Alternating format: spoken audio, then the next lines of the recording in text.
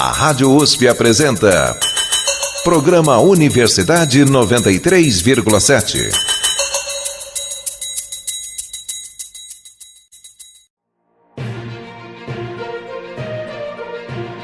Eleições na pandemia. Bom dia, este é a Universidade 93,7. O programa de hoje se debruça em um dos temas mais conturbados do último ano. E não é a pandemia de coronavírus. São aquelas que seriam, em um ano normal, o foco das atenções. Mas, em um ano atípico, não necessariamente foram.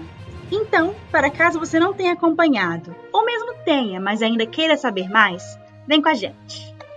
Hoje, o Universidade 93,7 é sobre as eleições ao redor do mundo.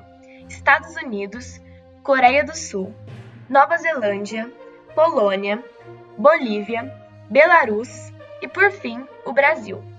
Cada um desses países foi escolhido por um motivo, por uma especialidade de seu processo eleitoral em 2020. Agora, você descobre qual.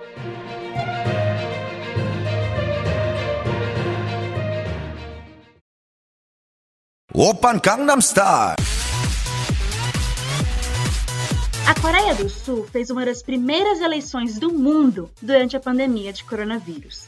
Foi uma eleição legislativa, onde o grande ganhador foi o partido que já estava no governo. O João Pedro Malar conversou com um professor e uma moradora do país sobre o que mais se destacou por lá. A eleição na Coreia do Sul foi realizada em 15 de abril de 2020 para escolher os 300 representantes da Assembleia Nacional, único órgão do Legislativo Nacional. Ela chamou atenção, primeiro, pela maior taxa de participação dos eleitores em mais de 20 anos, e segundo, pela vitória esmagadora do partido governante, liderado pelo atual presidente, Moon Jae-in. Com o melhor resultado em anos, o partido ganhou 57 novas cadeiras na Assembleia, tendo agora uma confortável maioria. Mas o que está por trás dessa vitória? Alexandre Uehara, coordenador do Grupo de Estudos sobre a Ásia, lembra que Moon Jae-in ganhou a presidência em 2017, após um escândalo de corrupção envolvendo o ex-presidente Park Geun-hye, que sofreu um impeachment, foi condenada e presa. Com isso, o partido de Park, que é mais conservador, se enfraqueceu, e o de Moon, mais progressista e preocupado com questões sociais, chegou ao poder, o que, segundo Uehara, ajudou o governante durante a pandemia. Achei uma coisa interessante dele, que exatamente porque é um presidente mais voltado para o aspecto social, eu creio que isso teve um impacto importante, né?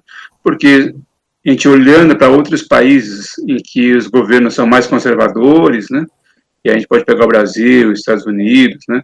São países em que essa atenção não foi dada da mesma maneira. Então a preocupação foi muito grande e imediatamente, assim que houve então essa percepção do risco do Covid no país, na Coreia do Sul, eles adotaram uma política muito rigorosa, né, de tentar cercar mesmo, né, a doença para evitar que houvesse uma propagação, e isso fez com que o país passasse por uma rigorosa política, né, de controle.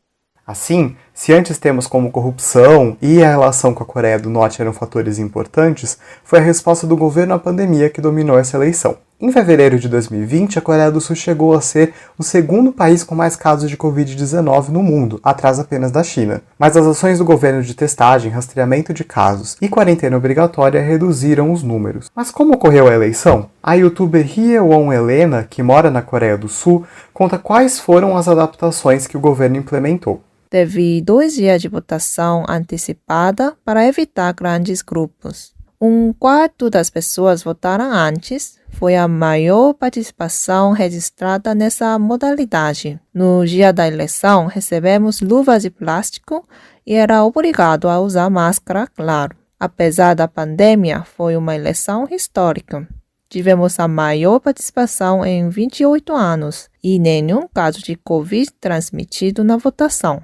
Assim, mesmo com a pandemia, a população se sentiu confortável para votar, e Alexandre Uehara considera que o presidente foi o grande vitorioso. Quer dizer, ele já vinha tendo o seu governo e agora tivemos uma eleição intermediária para o legislativo, e o fato de ele ter conseguido elevar o número de cadeiras para o partido, né, neste momento, isso é percebido assim como um certo plebiscito de aprovação ao seu governo. né? Então, nesse sentido, foi visto como algo positivo, sim, e isso o fortalece, né? Quer dizer, fortalece politicamente nas medidas que ele vem adotando no país. Eu acho que é um fator, uma vitória do partido, mas pessoalmente também do Moon-Jae-in neste momento, por causa da avaliação positiva que a população tem tido em relação ao seu governo. O professor comenta também que o governo sul-coreano foi elogiado pela sua resposta em relação à pandemia. Se no dia da eleição havia cerca de 10 mil casos confirmados no país, em outubro, 6 meses depois, são cerca de 25 mil, segundo a Universidade Johns Hopkins. Assim, a experiência eleitoral da Coreia do Sul pode servir de exemplo para outros países, e seu resultado mostra que o partido de Moon Jae-in é, por enquanto, o favorito para as eleições presidenciais de 2022. Eu me chamo João Pedro Malá e uma boa semana a todos. Oppan Gangnam Style. A próxima reportagem vai tratar da Polônia. As eleições estavam programadas para maio, mas por conta da pandemia, aconteceram em junho e julho. Ao total, foram 11 candidaturas, mas a disputa se centralizou entre duas chapas. O resultado você confere aqui, na reportagem de Beatriz Crivellari. A Polônia, assim como a Coreia do Sul, foi um dos primeiros países a realizar eleições presidenciais em meio à pandemia. Em uma disputa de segundo turno acirrada, ocorrida no dia 12 de julho, o presidente Andrzej Duda, do Partido Nacionalista Lei e Justiça, foi reeleito para um segundo mandato. Inicialmente programadas para maio, as eleições tiveram que ser adiadas por conta do coronavírus. A cônsul-geral Marta Olkowska, do Consulado-Geral da Polônia em Curitiba, conta que esse processo não se deu facilmente. Foi disponibilizado o voto por correspondência, né? Isso foi um processo de aprendizado para nossa classe política, para Correios da Polônia, para todo mundo, né? Porque foi difícil, né? Custou muito, muita logística envolvida nesse processo. Foi esse adiamento das eleições, porém, que permitiu a candidatura de Rafał Trzaskowski pela coalizão Plataforma Cívica.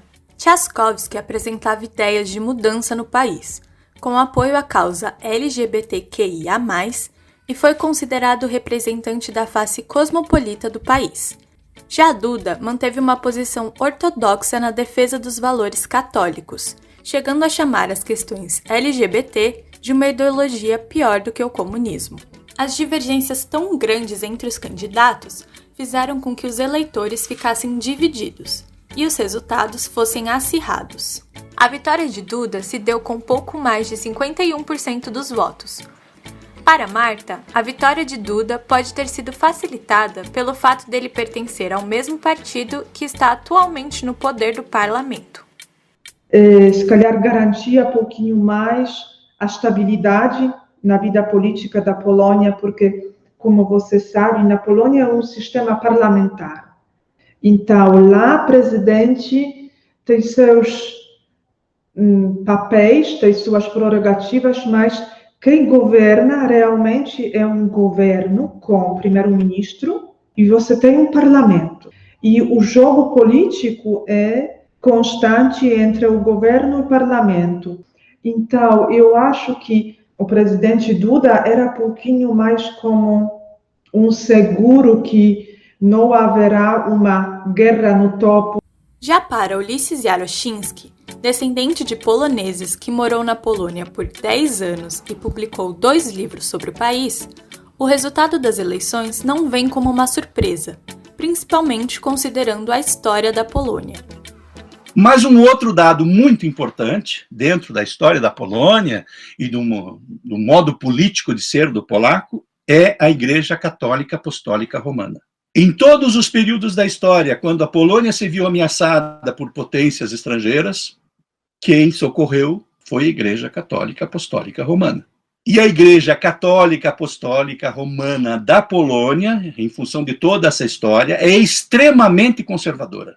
Independente dos motivos para a reeleição, os resultados são uma importante amostra para outros países. Marta comenta um pouco sobre os impactos do resultado.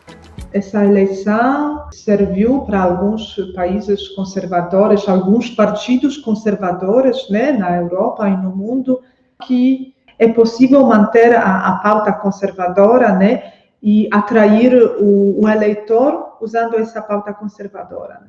Na opinião de Ulisses, ainda, o cenário da Polônia não deve mudar tão cedo. Só se acabar a Igreja Católica. Para ele, daqui não sei, não vai. Vai continuar um povo conservador, mas dentro deste conservadorismo, um povo extremamente criativo, culto e inteligente. De São Paulo, Beatriz Crivellari.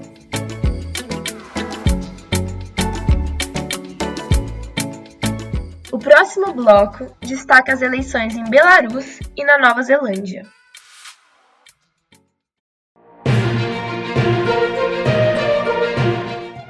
E agora eu, Mariá, falo com vocês sobre as eleições da Nova Zelândia, um dos países destaque no combate à pandemia do novo coronavírus.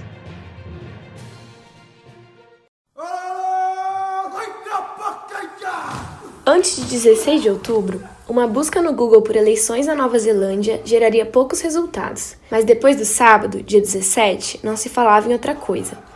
A eleição de uma mulher, destaque no combate à pandemia e elogiada pela Organização Mundial da Saúde, chamou a atenção. Não é para menos. Com uma população de 5 milhões de habitantes, a Nova Zelândia registrou apenas 25 mortes. Esse é o resultado de uma política firme de contenção da doença, aplicada por Jacinda Ardern, a primeira-ministra reeleita. O Fábio Silveira, brasileiro que mora no país há 9 anos, contou como foi viver a experiência de perto. A gente começou a ouvir os relatos do Covid espalhando pelo mundo. Se eu não me acordo, foi no sábado. A primeira-ministra, a Jacinda, disse para todos que em alguns dias a Nova Zelândia iria entrar em confinamento rígido. Foi muito interessante, todas as autoridades falando a mesma língua. Além do sucesso no combate à pandemia, o posicionamento da primeira-ministra também chama atenção. Nas palavras de Roberto Webel, professor de Relações Internacionais na ESPM, Jacinda é uma figura notável. Ela representa muito mais do que um campo novo na esquerda, um campo novo no progressismo, né, que traz agendas como eutanásia, liberação do consumo de maconha, questões de aborto, questões de direitos para minorias étnicas como os maoris, né. É uma liderança feminina também, diga-se de passagem, isso é importante, né, colocar o papel das mulheres na política internacional. Eu acho que a Jacinda, ela representa esse novo tipo de político, um político que dialoga mais, é mais ativo nas redes sociais, que defende campos do progressismo, mas sem perder aquela essência da política tradicional também, né, o fazer política. Mas para entender o que se passa na Nova Zelândia, conhecer Jacinda não é o suficiente. É preciso compreender também o momento político vivido no país. Segundo Fábio, o clima antes das eleições era esse. Depois da quarentena rígida, a gente chegou a ficar 100 dias sem nenhum contágio comunitário por Covid. Com todo esse trabalho, deu uma base política muito forte para Jacinda. Com 64 cadeiras de 120, Jacinda assume um governo de maioria absoluta. É a primeira vez que isso acontece em 24 anos. Ainda assim, em seu discurso de vitória, Jacinda deu ênfase ao fato de que governaria para todos os neozelandeses. Sobre a perspectiva de que isso de fato aconteça, o Roberto diz o seguinte. A Nova Zelândia ela tem uma questão histórica com seus povos originários, os povos maoris, né, que sempre demandaram muita participação, cada vez maior participação política nas decisões da Nova Zelândia. Talvez esse é um dos pontos principais. O outro ponto, quando ela fala em governar para todos os neozelandeses, é também a questão da imigração. A Nova Zelândia é um dos países que recebe muitos imigrantes de outras partes do mundo. Nunca se governa para todos, né? Já diria lá o Robert Down, que é o cientista político. Mas ela, em sendo de um partido de centro-esquerda, né, um partido trabalhista com uma tradição em dar vozes às minorias, a todos os grupos políticos, eu acredito que ela tem sim uma margem de aceitação muito maior que os outros candidatos, né, principalmente os candidatos do Partido Nacional. O novo mandato de Jacinda começa no ano que vem, mas como foi reeleita, a primeira-ministra já está no governo. Novas medidas para conter a pandemia e como serão os próximos 3 anos é o que a gente vai ver daqui para frente. Eu sou a Maria Lolato e esse foi o programa sobre eleições gerais na Nova Zelândia.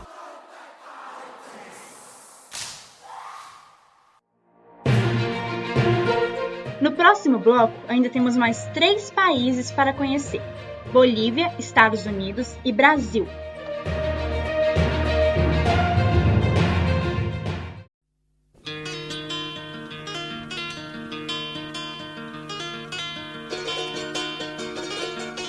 A repórter Giovanna Stael agora aborda as eleições na Bolívia.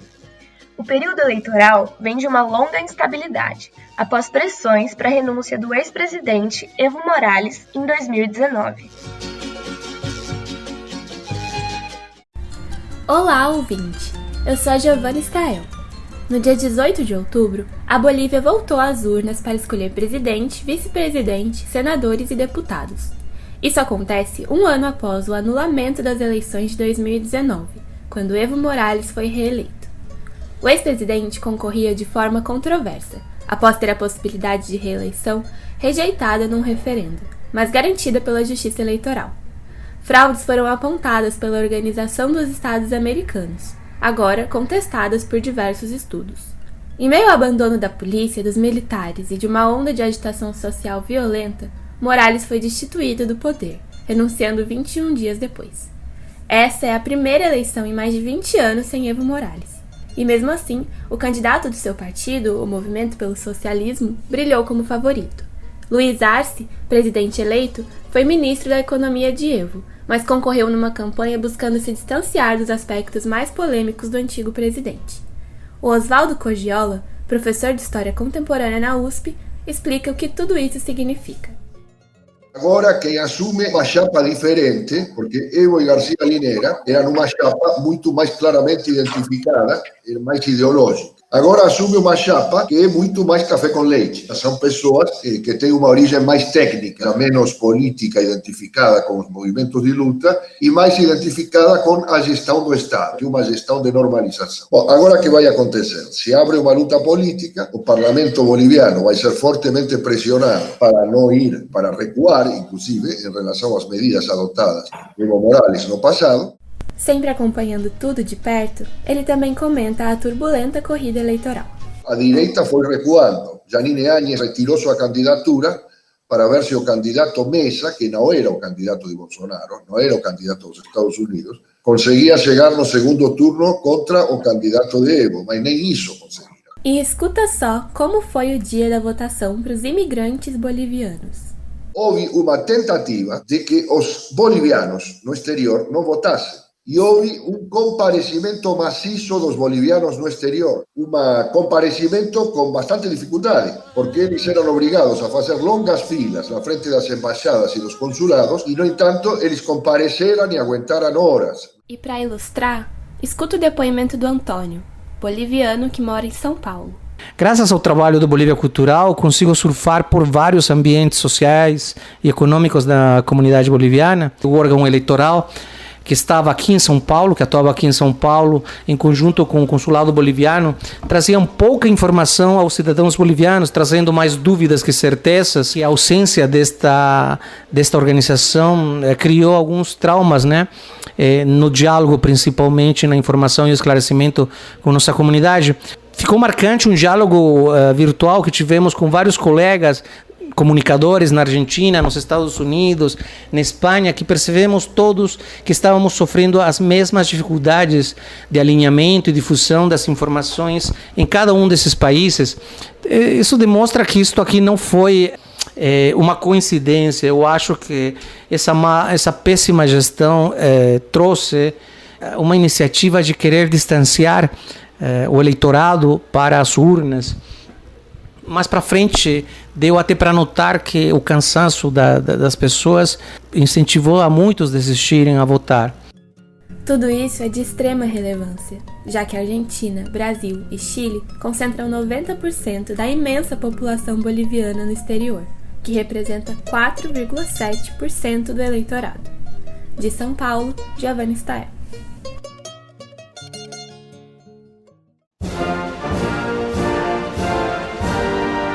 Uma das maiores potências, um país que dita os destinos do mundo, até intencionalmente.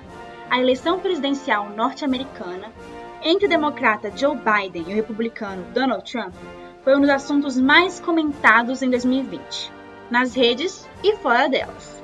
Tamara Nassif explica como tudo aquilo rolou. Muito bom dia a você que nos acompanha aqui no 93,7 da Rádio USP. Nós contamos com um convidado muito especial para comentar sobre o panorama político, social e pandêmico dos Estados Unidos. Quem está aqui é o professor Carlos Gustavo Poggio, que conversou comigo de forma remota por causa da pandemia do coronavírus. Carlos é professor em Relações Internacionais na Fundação Armando Álvares Penteado. Ele também é PhD em Estudos Internacionais, com título de doutor reconhecido pela Universidade de São Paulo e tem pós-doutorado pela Georgetown University. Em um dos debates entre Donald Trump, então candidato pelo Partido Republicano, e Joe Biden, do Partido Democrata, percebemos um clima bem ofensivo. Isso é de costume nos Estados Unidos? O Trump, ele transforma os debates dos Estados Unidos num espetáculo muito distinto daquilo que tem sido os debates americanos. Debates americanos, via de regra, têm sido, às vezes, contenciosos, mas muitas vezes civis, né? Não é costume, num debate americano, você xingar o adversário, você interromper o adversário frequentemente, essas coisas não costumam acontecer. Mas isso vai corroendo um pouco uma base de civilidade, né, na qual a democracia americana se sustenta, e qualquer democracia se sustenta. De forma que você vai, a partir desta retórica, criando uma situação em que você não tem mais tanto adversários, mas você tem inimigos, né? O professor Carlos Poggio também respondeu a outra pergunta. O resultado das eleições pode impactar nas relações diplomáticas entre Brasil e Estados Unidos? No curto prazo, deve ter algum impacto, porque nós teremos a primeira chapa de presidente e vice-presidente frontalmente contrários a um presidente brasileiro. Então isso deve, claro, criar algum tipo de dificuldade. Vamos lembrar que o governo Bolsonaro fez uma estratégia de aproximação não com os Estados Unidos, mas com o Trump. Ao fazer essa estratégia, ao escolher essa estratégia de aproximação com o Donald Trump, queimou pontos com os democratas, né? Então essas pontes vão ter que ser reconstruídas no caso de uma vitória do Joe Biden. Eu acho que de alguma forma vai obrigar o governo brasileiro a ser mais pragmático na sua política internacional, dado que tem colocado muito peso nas relações com os Estados Unidos. Nós também chamamos hoje a brasileira Bruna Mendonça de Freitas, que mora nos Estados Unidos há alguns anos e estuda administração de empresas na Universidade da Flórida. A Bruna vai contar pra gente algumas das impressões dela sobre esse clima político e pandêmico enquanto moradora dos Estados Unidos. Tá sendo muito nervoso, sabe? Eu acho que é a sensação de todo mundo agora. Não interessa o lado que você tá todo mundo muito em pânico, assim, porque realmente ninguém sabe o que vai acontecer. Tem locais que a galera estocou água e comida por achar que vai ter alguma coisa semelhante a uma guerra civil, protestos e tudo mais, então tá um clima bem tenso. O que eu vi, o que eu notei, é que muita gente se mobilizou pra votar. Então, independentemente de tudo, o americano entendeu que votar faz parte da responsabilidade civil dele. Depois de tudo isso que nós ouvimos, fica claro que, mesmo se tratando de eleições na pandemia, vamos ver as repercussões delas por bastante tempo. Mas, por hora, nós vamos ficando por aqui. Eu sou a Tamara Nassif e esse foi o programa sobre as eleições dos Estados Unidos durante a pandemia. O resultado já sabemos, mas só para lembrar, Joe Biden venceu. E depois de conhecer o mundo, voltamos para casa. Afinal, sabemos que a política brasileira não tem sido fácil. Explicações nunca são demais. A Laura Scofield conversou com um pesquisador e um repórter de política antes do pleito e leva vocês de volta para as eleições municipais do Brasil.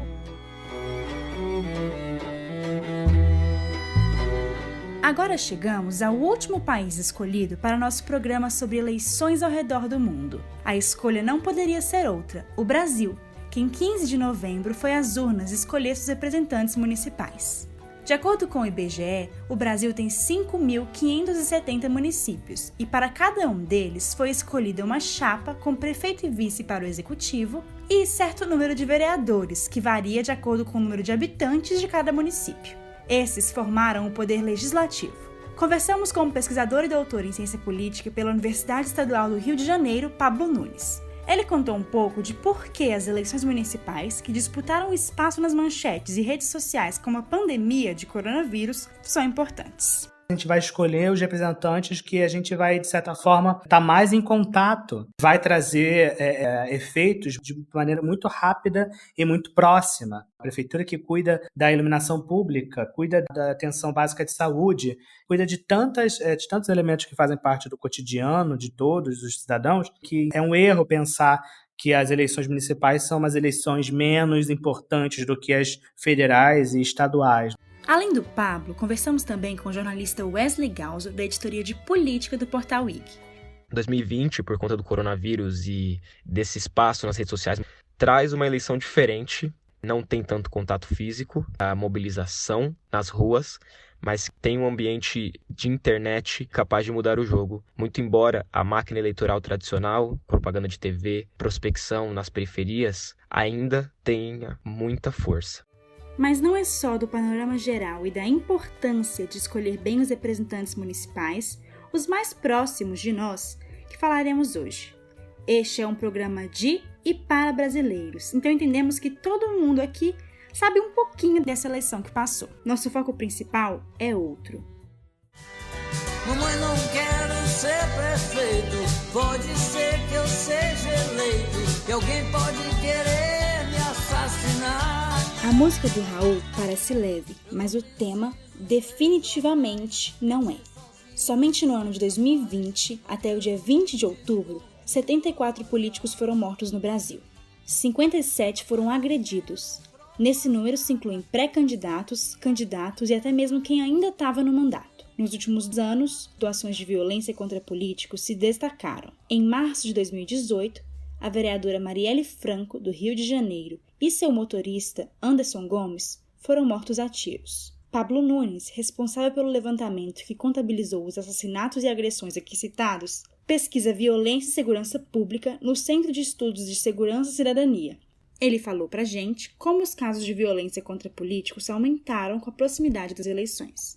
A gente teve em setembro, já com o mês fechado, 13 mortes. Foi o maior número de mortes no mês, desde o começo do ano. A gente já estava numa crescente. Em outubro já tinha registrado 9 mortes. Foi escalando durante esses últimos 3 meses, de julho, agosto e setembro. Pablo contou que as ameaças atingem todos os partidos. Os 4 mais afetados, cada um com 5 mortes, foram PTB, PSDB, PSB e MDB. A predominância é de homens de idade média de 49 anos. Não existem dados sobre raça. Parece óbvio que a violência contra políticos é errada.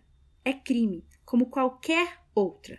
Mas, se tratando de cidadãos que disputam a esfera pública, outros pontos também podem ser levantados. Coloca em xeque o próprio Estado de Direito, Uma das garantias de todas as democracias é que qualquer pessoa pode se candidatar, pode votar e ser votada.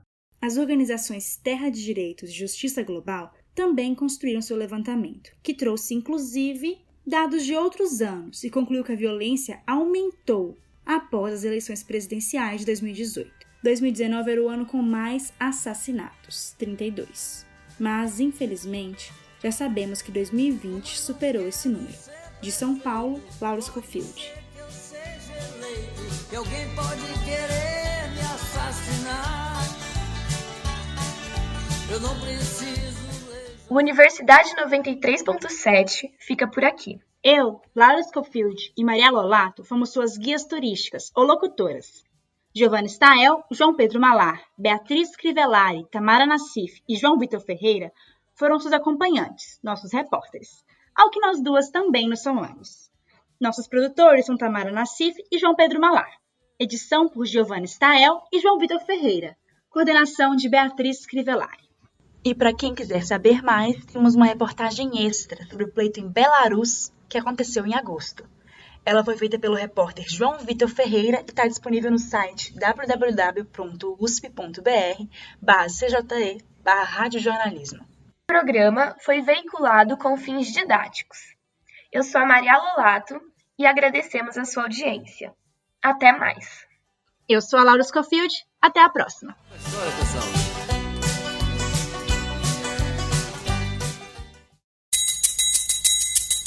A Rádio USP apresentou Programa Universidade 93,7.